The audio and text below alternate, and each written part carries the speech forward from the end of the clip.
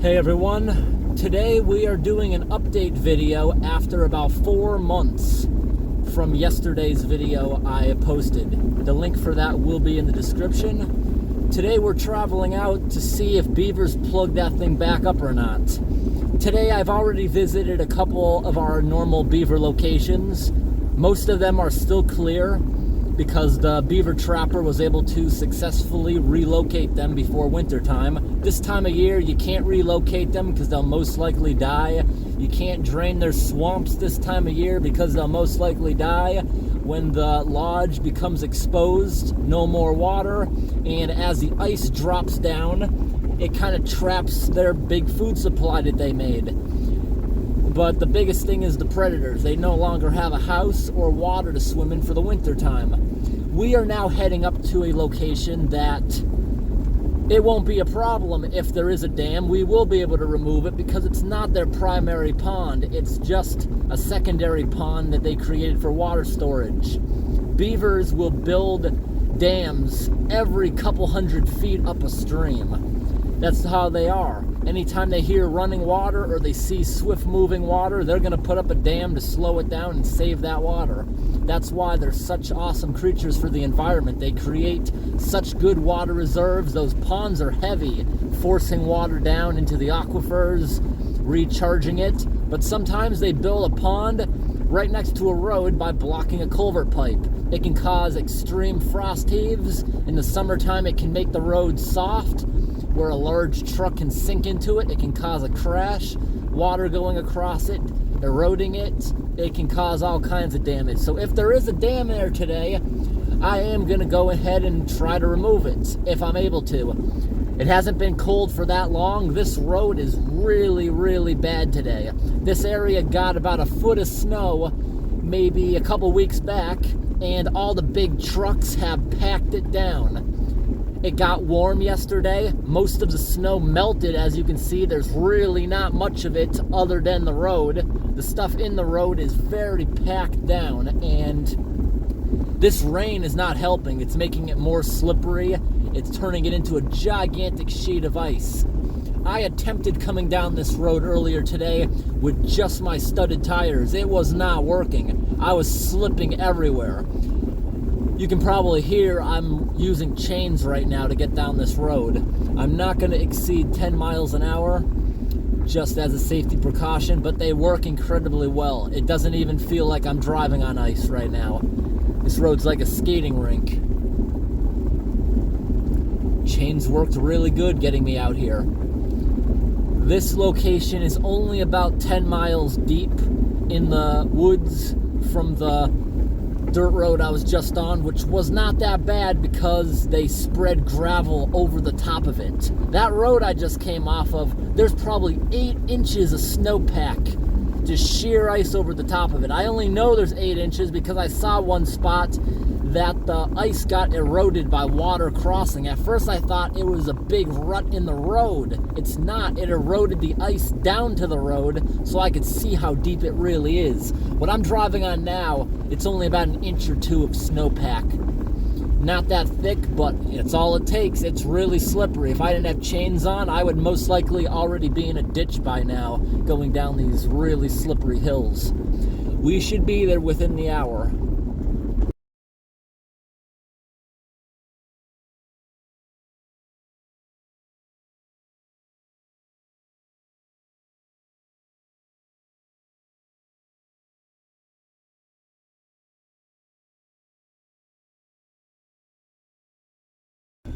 Alright, we just came up to an area with a lot of water gushing across.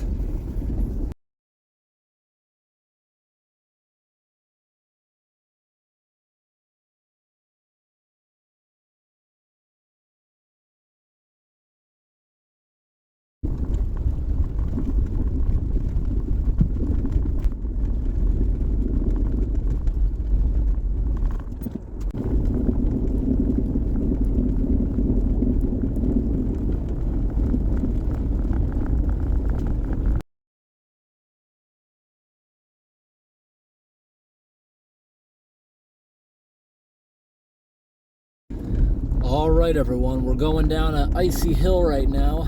And our location is right here. I can already see the water, part of the road that's kind of washed out. I don't think they filled it in yet. No, they did not. I'm glad I didn't take the chains off. I felt like almost doing it back there because the road went to almost completely dirt, but it's back to being really icy, and it looks like the beavers may have done something. The water's not as high as it once was, but it's up there because we got this completely drained at one point. All right, everyone, so the first time we ever came out here, there was water here gushing pretty fast down this road because the culvert was completely blocked. Now, I haven't looked at the pipe yet. I think beavers may have returned. It looks higher than it was, but that might be just because we got a lot of rain today. That's why this little stream is gushing so fast. All this water is coming from the culvert, which is a really good sign. Look at all that water coming out of there. It's almost as much as the first time we unclogged it. Good amount of water coming out of that 2-foot pipe. This is all a beaver dam right here next to the road that they built to make their pond higher. As a result, there was seepage during big storms. It looks like it probably went across right there, that dip. There's so much dirt missing there from constant water and people driving through it. It all just washed away. Simple fix, it just needs a couple dump trucks of fill and a bulldozer to push it around. Now, it's not that high. There is not a single blockage, which means before wintertime, the beaver trapper must have got them. So this location is not going to be a problem again until the beavers eventually come back. Eventually, some beavers probably going to find this again. It's good to see that what we did nearly 4 months ago is still effective. The removal we did 4 months ago is why none of this is going across the road. Look at the size of this pile that I pulled out of here 4 months ago. All of this was here, because from here, it was a big beaver dam. We removed the whole thing. We didn't just cut a slit in it that time. Again, that's yesterday's video. Take a look at this angle of the swamp. This time of year when there's no leaves on the trees, you can see how big this beaver swamp was. And this whole elevated area going around the corner is a beaver dam, and the water was up to the top of it, and that's why it was trickling here down the road. If we look in here, there's lots of remnants, beaver chew marks, but they're all old. This is where the water was when we first found it, up inside here. I'd be walking now in the water. Of course, there is more water now than there once was because there's high flow. And that gets it up a little bit, even if the pipe's completely open. When we did this and we got it drained, it was barely trickling out of here because that was the summertime. But where the water all once was, it's reducing now. And now you can see from the back side of it, yes, that's actually a beaver dam right there along the road. You couldn't really see it that well from the other angle. This is kind of interesting. Ice is not thick enough to hold me.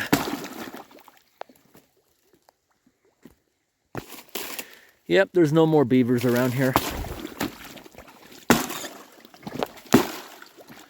Just want to walk out here for a moment. There's the culvert pipe. Now, before I head back out of here, because I feel like it took way too long to get down this road. It probably took half of the day for me to make it out here. I'm going to try taking my tire chains off and putting them back on. Maybe it's just because the vehicle's not meant to have them on there, I don't know. But if I go over 10 miles an hour, it starts rubbing against a strut, making a loud click, click, click, click, click. And I'm going to try to make them tighter. You see what I mean? This is what I'm going to try to fix now before I start moving again. You see how little space there is right here between the chain and the strut, or the bottom of the strut? If I go over 10 miles an hour, somehow this is getting up there and hitting. It might not be here, it might be another one, but you see there's less than half an inch in there. It's a very tight spot. And it's scraping right there. That's the only problem I'm having with the chains. They're awesome on sheer ice. It feels like there's no slippage at all. I'm gonna try to take this whole thing off, and maybe it's just not on correctly because it never did this before.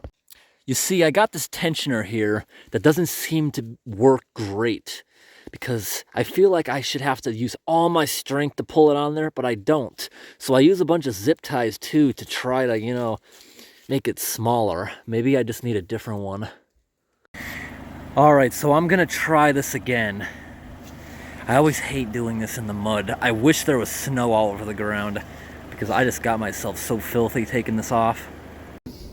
All right, it's now almost dark. I messed around with those chains. If anything, I made them worse. I'm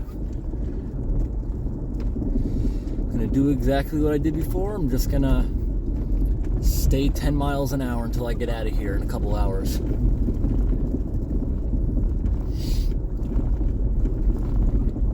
At least I got to see what I came for. Just like when I first put them on earlier, I get out after like a mile just to make sure they're not starting to fall off. Because that's all I need is for them to get hung up and break something, or I can't get them off and I'm stranded. Alright, so I just went and I tightened the chains more on the inside, thinking the outside would have a bigger space for that thing to tighten up around. Didn't seem to help at all. Right now I'm going around 8 miles an hour. If I go any faster, you hear that clicking or tapping noise? That's what's making that part on the strut shiny. It's hitting it. I got 17 miles to go before I reach a road where I don't need the chains. And going 8 miles an hour, that's gonna take me a while. But that's how I got in here. I don't like these kind of tire chains. I think I'm gonna get a different pair. The ones I used to have that you had cam tighteners, I never had this issue. I could tighten them so much. With this thing, I don't know how I'm supposed to tighten this thing up. It's not working enough. Take a look at this culvert pipe here. I think this is pretty interesting. You see how the snow didn't melt on top of the pipe, but it melted everywhere else? That's because the ground right there is colder, as the culvert allowed freezing air to go through it, making the ground colder, and now that it's warm, that's the last place to warm back up. Check it out, everyone. Right now I'm backing up just to show you this area, and beavers have caused a lot of flooding here. You can see I'm also tearing the ice up a whole bunch with the chain. Alright, here's a little better view with the off-road lights. They're not doing so well. The wires are frayed and they flicker sometimes. I'm gonna have to fix that. Well, you see right here, a whole bunch of waters crossing over the road. This dip I'm about to drive into is the actual road. I'm driving on top of about anywhere from 4 to 8 inches of ice on this road, depending where I am. Here's one more water crossing, and it's all because the beavers have clogged a culvert. That culvert is currently completely unreachable. They plugged it, and the culvert entrance is multiple feet underwater and like half a foot of ice on the surface. So there's no getting to that until the spring. Check this out, everyone. Here's a great example of all of the ice on the road. That puddle you're seeing is actually on the road. Everything else is ice. Let me get out and show you. All right, everyone. Hopefully you can see what I mean by this. Look at this. See how it's all movable? You would think that this is a dirt road. It's not. This is all the gravel and sand they've been treating it with. Watch what happens when I walk over here. Now you can start to see it. See that? Dig down about an inch and you start hitting ice. This water trickling here melted through it. All this is ice. Everything here is ice. I was here yesterday and it probably melted 2 inches of it, but there's still at least 6 inches of this ice. All this is ice. There's just so much gravel and sand on top of it, you would never know. And that's why it becomes sometimes so dangerous in the springtime, because it does not melt evenly and you can sink into soft spots. All right, we just finally got out of all that. Time to take chains off. Alrighty, I just backed up off the chains. Why did I stop here a mile before the end of the road? Because I don't think it's bad enough to keep them on. And I want to wash them off in this puddle before I put them away in their bag. Alright everyone, I'm really filthy after that because I got to climb under there to take those things on and off. So now I got to find a good place to wash myself off. Take a little bit of a bath. And that's why I always bring extra clothes, because I'm covered in mud. That's why I always keep towels on my seat, because I'm covered in mud. And no matter what I did with those chains, I kept getting the knocking against my strut. I don't know why. I even tried putting them on backwards where the tensioner's inside. Did not help at all. It was basically the same thing, just harder to get on and off. But I think that for that to run good, I would probably have to get like a slight lift or something. I'm not going to do that with this car. Maybe someday with something else. The clearance is just too tight. I think that's the issue. All right, everyone. So today was a very warm and rainy day. A lot of the ice on the road actually melted. When I started, couldn't go anywhere without almost sliding off. And towards the end, all the gravel and sand they've been treating it with, it's becoming concentrated as it melts and it's sitting on the surface like I just showed you. The roads aren't even bad at this point. I hope today's video was interesting. Thanks for watching and have a great day.